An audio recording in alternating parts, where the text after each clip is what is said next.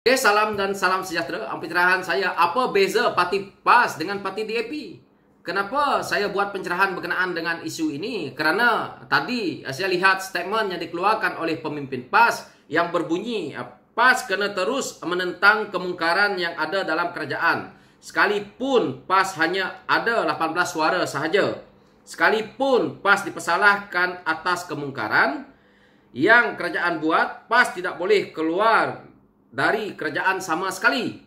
Jika PAS keluar, kerajaan akan tumbang. Itulah kehendak PH dan para pendesak itu. Semua orang Melayu Muslim kena ingat, DAP lebih haram dari arak. Ini adalah kenyataan yang dikeluarkan oleh pemimpin PAS. Jadi, di sini kenapa saya kata apa bezanya PAS dengan DAP? Dua-dua ini adalah parti politik. PAS harus ingat, pemimpin PAS harus cerdik dan harus belajar jika tidak faham dengan politik. Jika PAS mainkan isu agama, mainkan sentimen perkauman dalam politik, maka inilah akibatnya. Mereka sendiri jadi pemimpin, pada saya sebagai rakyat lihat dengan jelas mereka ini umpama buta hati. Kenapa saya berkata seperti itu? Saya di sini agak serius dan tegas berkenaan dengan isu ini kerana pemimpin mereka sewenang-wenangnya keluar kenyataan seperti ini. Agama apa yang mengatakan, kitab mana yang mengatakan bahawa DAP itu lebih haram daripada arak? Ini sudah jelas, bercanggah. Jadi dalil-dalil baru yang dikeluarkan oleh pemimpin PAS ini mengelirukan rakyat, terutamanya orang Melayu. Apabila dia sini sebut, semua orang Melayu Muslim kena ingat DAP lebih haram daripada arak. Apa MIC, MCA itu tak haram? Kalau begitu. Jadi siapa yang bersama dengan kerajaan yang ada hari ini, siapa yang bersama dengan PAS, maka semuanya halal. Ini adalah hanya parti politik. Yang mana PAS juga parti politik. Sama-sama diluluskan oleh ROS.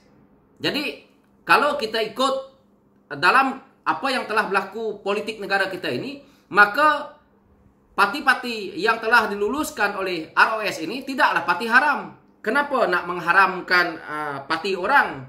Mengapa nak mengatakan lebih teruk daripada arak?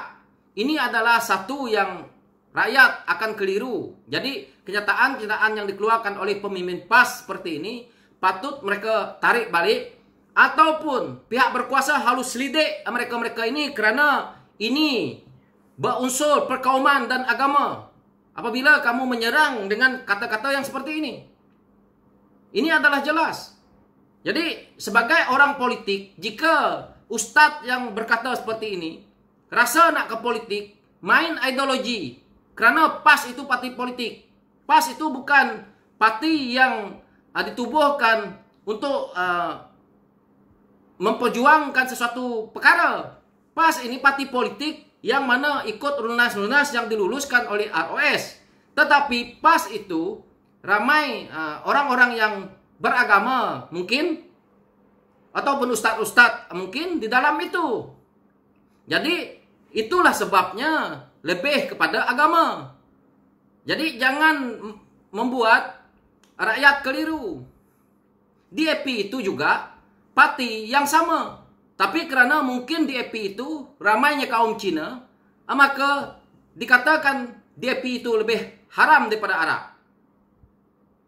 Jadi kenapa buat kenyataan seperti ini? Ini adalah memporak-perandakan rakyat. PAS harus ingat, negara ini bukan milik PAS. Negara Malaysia ini, terutamanya Sabah dan Sarawak. Saya harap orang-orang Sabah, orang-orang Sarawak lihat apa yang PAS telah buat ini. Parti PAS yang ada di negeri Sabah dan Sarawak ini, humbankan mereka. Kerana dengan jelas mereka ini adalah perkauman yang begitu pekat sekali ditanamkan. Bagaimana PAS nak memimpin negara kalau isu yang seperti ini yang nak dibuat? Inilah yang PAS buat kepada UMNO juga dahulu. Sehingga kan sembelihan UMNO pun tak boleh nak makan. Ini adalah satu yang pada saya songsang. Mana ada kitab mana yang mengatakan nama DAP?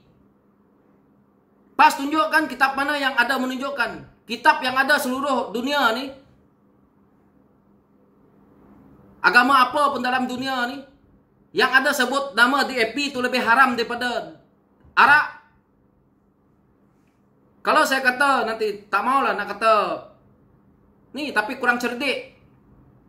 Jika nak membodek politik, jika ingin nak berkuasa, jika ingin nak meraih undi rakyat, main ideologi, wahai pemimpin PAS.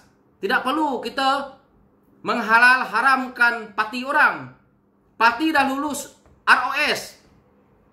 Jadi inilah yang saya lihat, yang mana perkara ini saya sebagai rakyat perlu perjelaskan kepada rakyat yang lain supaya faham.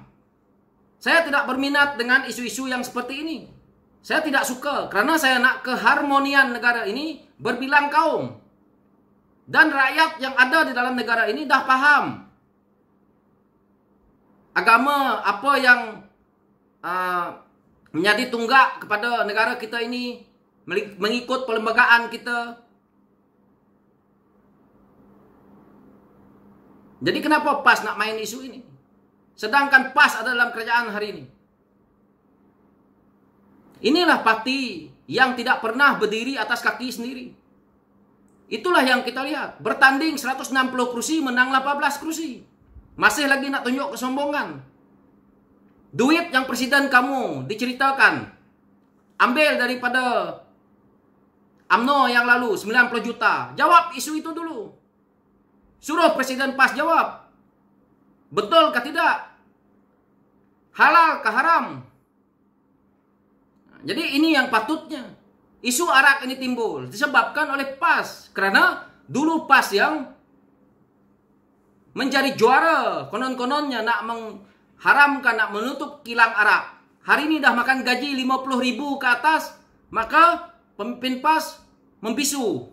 Inilah akibatnya. Jadi yang mulakan main-main isu kaum, main-mainkan isu agama ni adalah parti PAS apabila hari ini duduk dalam kerajaan, maka satu persatu juga Tuhan tunjuk kepada PAS bahawa apa yang kamu telah cakap hari ini terbukti, PAS gagal, dan kita akan lihat di PRU ke-15 nanti. Jika betul-betul rakyat suka dengan parti PAS. Jadi ini yang berlaku. Jangankan kita nak menyuarakan isu yang seperti ini tadi. Nak mengatakan bahawa DAP ini lebih haram daripada arak. Dia pula menyerukan kepada semua orang Melayu Muslim. Ini adalah sesuatu yang tidak baik. Dan apakah semua orang Melayu Muslim ini nak menyokong kepada PAS? Ada juga yang nak menyokong kepada UMNO. Ada juga yang nak menyokong kepada Parti Amanah.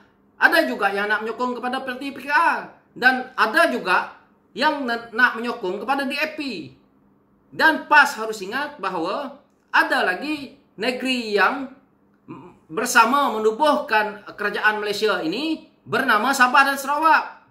Parti PAS ni kena belajar banyak lagi. Pemimpin PAS kalau duduk di dalam gua, keluar baca buku. Tetapi saya lihat pemimpin ini sibuk menjual buku, menerbitkan buku. Tetapi otak untuk dia nak bercakap dengan politik ke laut. Jadi ini yang berlaku. Jika bermain dengan isu yang seperti ini, sepatutnya inilah pihak berkuasa patut siasat orang seperti ini. Inilah pemimpin politik yang akan membuat porak-poranda dalam negara. Apabila mereka memerintah, mereka hanya tahu mencuri duit rakyat, mereka hanya tahu makan gaji buta. Itulah sebab pemimpin utama mereka juga makan gaji buta, menjadi duta khas bertaraf menteri yang tidak ada apa-apa fungsi. Untunglah Datuk Seri Anwar Ibrahim dah mendedahkan isu itu supaya rakyat faham. Jadi ini adalah luahan hati saya berkenaan dengan isu ini, yang mana saya sebagai rakyat memang tidak berminat dengan isu-isu perkauman, isu-isu jual agama, isu-isu jual bangsa ini. Kerana negara ini menanggung masalah yang nak terbeban adalah cucu cicit kita, termasuk kita ni generasi muda. Mereka-mereka pemimpin yang ada hari ini yang hanya tahu nak menunjukkan 7 inci, 8 inci, 10 inci ini, mereka ini tidak mungkin akan bertahan dalam dunia ini 50 tahun lagi. Jadi generasi kita ini yang menanggung hutang yang mereka buat. hutang yang dibuat oleh kerajaan Barisan Nasional sampai ke PH berhenti sebentar kerana ada pembayaran dan tidak lagi melonjak hutang itu, disambung lagi oleh kerajaan Tan Sri Muhyiddin Yassin. Disambung lagi dengan kerajaan yang ada hari ini. Yang nak membayar itu bukan parti PAS. Semua rakyat. PAS dengan pandai-pandai. Jadi untuk dia nak menjualkan orang Melayu kena ingat DAP adalah lebih haram daripada arak ini. PAS ingat PAS seorang saja yang bayar cukai. Tu pemimpin DAP itulah yang dimasukkan DAP itulah yang paling banyak bayar cukai. Yang kamu orang dah kemung-kemung perut, dah buncit perut tu ambil sebagai gaji kamu orang.